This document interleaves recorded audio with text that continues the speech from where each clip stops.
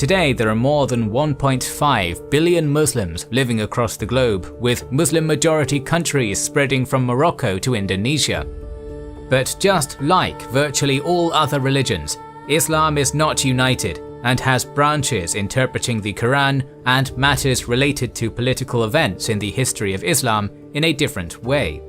The two main denominations of Islam are Sunnism and Shiism, with Sunnis making up 85 to 90% of the Muslim population. But how did the split in the Muslim world happen? In today's video we're going to talk about the schism in Islam, the emergence of Sunni and Shia Islam, and the effects it had on the Caliphate and beyond. Being on the internet is like walking a tightrope. We want as much content and as many services available to us as possible, but we need to keep our data and identity private. The sponsor of this video, NordVPN, is perfect for both sides of this equation. It's easy to use, and with one click you can connect to more than 5,400 servers in 59 countries on Windows, Android, iOS, macOS, Linux and more. NordVPN is also the fastest VPN provider out there. If you're looking for movies and TV shows not available in your country, just click on the map and access all content you might ever want. Are you a gamer and the game you're eager to play is not available in your country or is geo-restricted? You're just one click away. Also helpful if discounts you're interested in are geo-locked. NordVPN encrypts all your traffic, so your internet service provider can't slow down your streaming speed. So support us, gain access to all content, and protect your data by going to nordvpn.com/kingsandgenerals and using our coupon code KingsandGenerals. You'll get a 2-year plan plus 1 additional month with a huge discount. We need to start our story with Ali ibn Abi Talib, one of the most important people in the history of Islam. Ali was born in Mecca in the powerful Hashimi clan and was a cousin of the Muslim prophet Muhammad. They had a strong bond, as Ali's father had raised Muhammad when he became orphaned, and later Ali would live in Muhammad's household. When in 610 AD Muhammad proclaimed his prophethood, Ali was one of the first people to accept Islam and recognize Muhammad as the prophet. But Muhammad's proselytizing was not initially popular among the polytheistic Meccans, and he and the early Muslims had been oppressed. The rumors of a plot against Muhammad were spreading, forcing him to leave Mecca for Medina with the majority of his followers in 622, which was called Hijra, the migration, an event so momentous that the new Islamic calendar starts with that day. Initially, Ali stayed behind to return people the possessions they had entrusted upon the Prophet for safekeeping, but very soon he joined other Muslims in Medina, and in 623 married Muhammad's daughter Fatima Zahra, becoming one of the most trusted companions of Muhammad. Known in the Muslim community for wisdom and fairness, he earned the nickname Asad Allah, the Lion of God, for his military exploits and courage on the battlefield. By 631, the Islamic community, the Ummah, had been able to assert control over Mecca and large swaths of the Arabian Peninsula and was already a formidable force. But who was going to succeed aging Muhammad? And this is the root of the split in Islam. As one would expect, Sunni and Shia sources offer different interpretations.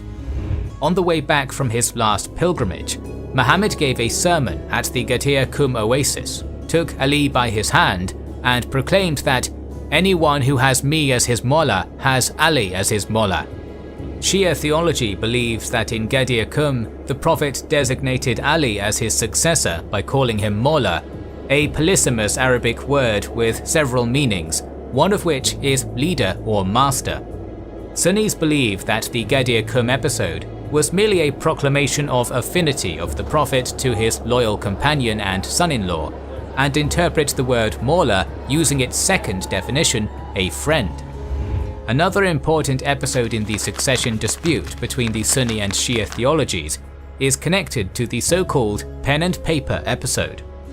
This is considered a genuine hadith, as both Sunni and Shia theologians accept it, but interpret it differently. In Islam, a hadith is a story on the life of Muhammad with religious and legal messages for the Muslim community, and according to this one, a few days before his death, Muhammad asked his companions to bring him pen and paper so that he could write a statement in order to prevent the Ummah from going astray after his death. But one of Muhammad's closest companions, Umar, said, "The Prophet is seriously ill, and we have got Allah's book with us, and that is sufficient for us." This led to a loud dispute in the room in the presence of Muhammad, who got unhappy and called everyone to leave. It is still unclear what the Prophet wanted to write. Shias claim that he intended to designate Ali as his successor, but there's no way to determine this. According to Sunnis, the Prophet did not explicitly designate a successor and left it for the Islamic community to decide. There are other events which Sunnis and Shia base their claims on regarding the succession, but in short, following Muhammad's death in 632, the Ummah did not have a consensus on a new leader. While Ali took charge of the arrangements of the funeral, a meeting to decide the successor took place in Medina. Ali and two other prominent companions of the Prophet, Abu Bakr and Umar, were not present, and deliberations took place without them. In fact, the majority of those present were the Muslims residing in Medina, who welcomed Muhammad or were converted later, while very few of those who went on a hijrah from Mecca to Medina with Muhammad were there. Abu Bakr and Umar rushed to the meeting and took charge of the process in Ali's absence. The former was one of the first converts to Islam, Muhammad's father-in-law through his daughter Aisha. Deeply respected by modern Sunnis, he was very rich and contributed a lot to the cause of Islam and was arguably one of the main contenders for leadership.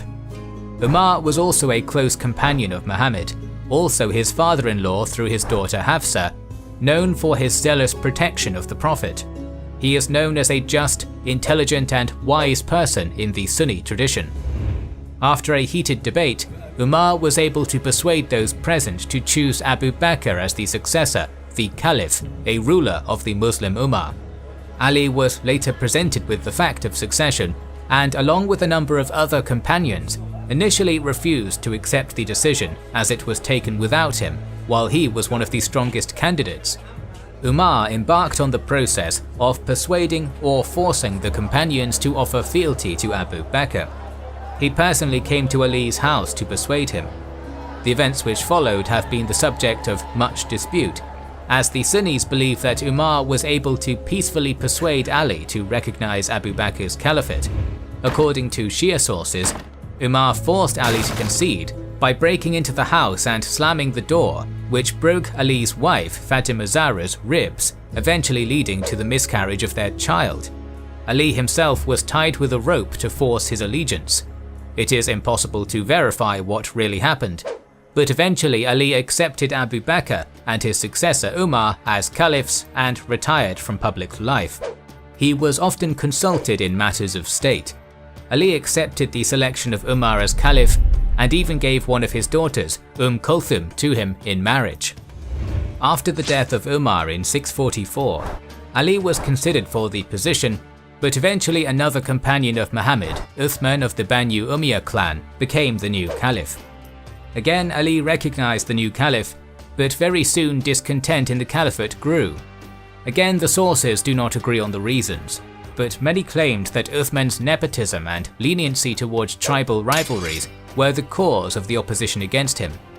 Rebels offered to support Ali as an alternative to Uthman, but Ali refused and even sent his sons, Hassan and Hussein, to protect Uthman's house, where eventually, despite all the protection, Uthman was assassinated by rebels from Egypt in 656.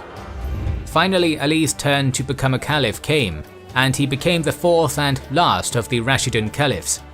But his election was not smooth, and he became a caliph amidst very tumultuous times. The Prophet's wife Aisha and Uthman's relatives from the Banu Umayyah clan, including the governor of Syria Muawiyah, demanded that Ali punish the plotters of Uthman's death, but since some of them were Ali's supporters, the new caliph rejected this, and soon the first Muslim civil war, called Fitna, started. In December 656, Ali's army defeated the rebels at the Battle of Camel near Basra, but Muawiyah still refused to accept Ali as a new caliph, and the anti-Ali opposition gathered around him. Ali was willing to not repeat Uthman's mistakes and carried out measures to centralize the caliphate and decrease the power of governors. the two men assembled their armies and confronted each other at Siffin on the Euphrates in 657. Neither side was keen to commit to a major battle, but after 3 months of occasional skirmishes, when serious fighting finally broke out, Muawiyah's followers called for an arbitration, apparently riding out with copies of the Quran on their lances to bring the conflict to a stop. Ali was forced to agree, but some of his followers objected and abandoned him. They became known as the Kharijis, from the Arabic verb kharaja, to leave, because they left Ali's army. According to the arbitration, which took place at Adrur in 658 or 659, it was ruled that both Ali and Muawiyah should relinquish their claims, and the Muslim Ummah should have a chance to choose their own ruler. Ali rejected this ruling, and the stalemate continued as Muawiyah's supporters proclaimed him a caliph in Damascus in 660. The following year, Ali was assassinated by the Kharijis while praying in the mosque at Kufa. Ali's son Hassan was proclaimed a new caliph in Kufa, which became the capital during Ali's short reign. But Muawiyah had a far stronger army. Thus Hassan stepped down as a caliph in order to avoid further bloodshed, and a treaty between the sides was signed. According to the treaty, Hassan accepted Muawiyah as a caliph under the condition that he would act in accordance with Islam. Muawiyah would not appoint a successor, and a new caliph should be elected by the Electoral Council, Shura. Muawiyah would abandon cursing Ali and persecuting Ali's family and supporters. But Muawiyah would not stay true to his pledges, and towards the end of his reign, he designated his son Yazid as a successor. This would be breaking off the tradition of the Islamic Caliphate as a state, which elected its leader through consultation or election, to a monarchy. Muawiyah summoned the Shura in Damascus, the new capital of the Caliphate, and through persuasion and bribery was able to secure support for Yazid. This development caused significant opposition in different quarters, and this opposition started gathering around Muhammad's grandson and Ali's son Hussein, who replaced Hassan, who passed away in 670, as the leader. Despite the opposition, Muawiyah was able to secure the support of Mecca and Medina for Yazid. Ali's capital Kufa was the potential stronghold of the opposition, and the death of Muawiyah in 680 put events which would further divide the Islamic world into action. Following Muawiyah's death, Yazid became the new caliph and immediately demanded allegiance of Hussein. Yazid's envoy could not persuade Hussein to do this and was afraid of killing him, since Hussein was the Prophet's grandson. Around the same time, the people of the city of Kufa started sending letters to Hussein informing him about their opposition to the Umayyad rule, their support for him, and intention to remove Yazid from power and install him instead. The Kufans sided with Ali during the first fitna, continued to support his family by backing Hassan, and were unhappy when he abdicated in favor of Muawiyah. Hussein accepted this call and sent his cousin Muslim ibn Aqil to Kufa to assess the situation and gather support. Initially, Muslim ibn Aqil was very successful, and he informed Hussein of his progress. Yazid was forced to change the governor of Kufa to defeat the opposition in the city, and the new governor succeeded in doing just that. With support dwindling, Muslim ibn Aqil decided to carry out a revolt before Hussein's arrival, but it was defeated. Hussein did not know about this, and in September of 680 started his journey towards Kufa with around 50 men and his family members. On the way, Hussein received information about the death of Muslim ibn Aqil and the defeat of the revolt in Kufa. He called on those who joined him on the way to leave, understanding the futility of his attempt to challenge Yazid. Very soon Yazid's forces confronted Hussein, and an envoy of Kufa's new governor told Hussein to come with him or turn back and go anywhere but Medina. Hussein refused and continued on his path with the envoy's forces accompanying him. On the 2nd of October, Hussein reached Karbala and set camp there. On the following day, Yazid sent an additional 4,000 men to confront Hussein. The Umayyad army had orders to prevent Hussein's men from accessing the Euphrates River in order to force them to concede due to lack of water. But 3 days later, Hussein's group was able to access water, creating a stalemate. For over a week, Yazid's officials had tried to persuade Hussein to accept his fate and pledge allegiance to Yazid, since they understood the consequences of attacking the Prophet's grandson. Ultimately, Hussein refused the offers of Yazid, and on the 10th of October, the Umayyad army approached Hussein's camp and both sides took their battle positions. Hussein's companions fought valiantly, but the forces were extremely uneven. He and his men were massacred. This included 7 sons of Ali, including Hussein himself, 2 of Hussein's sons, 3 sons of his brother Hassan, and the other grandchildren of Ali. Many from the Prophet's family were killed. This was a final straw, completing the schism in the Islamic world and dividing it into Sunni and Shia. The process, which started with the dispute over succession to Muhammad and continued with the killing of Ali and Hussein, caused the split of Islam, with Shi'at Ali, Ali's party, first becoming a political movement within Islam and later transforming into a branch of Islam, offering alternative interpretation of the Quran and Hadiths, its own view on Islamic jurisprudence, on state and some religious practices, venerating the people of the house, al-Bayt, Muhammad's direct descendants, as his righteous successors. The Sunni, also known as the people of the Sunnah and the community, al-Sunnah wa al-Jama, remained the majority in Islam, and although naturally there has been some transformation in Sunni Islam in comparison with early Islam, coming with new times and different interpretations of holy texts by Sunni scholars, the main distinctions between the 2 largest branches of Islam go back to the events we have described above. And while Sunni theology respects the al-Bayt as well, it rejects the premise that the Islamic Ummah should be ruled by the al-Bayt. The killing of Ali, the massacre of Hussein, his family members and companions, strengthened the sense of injustice against the Prophet's family among the Shia Muslims, and turned martyrdom into one of its main pillars. Ali's martyrdom during the prayer, Hussein's martyrdom during the struggle against the perceived tyrant and usurper, turned into a powerful symbol of Shia Islam. The first month of the Muslim calendar, Muharram, is the annual period of mourning for the Shia Muslims, with the 10th of Muharram, known as Ashura, the day of the Battle of Karbala, becoming the peak day of mourning ceremonies.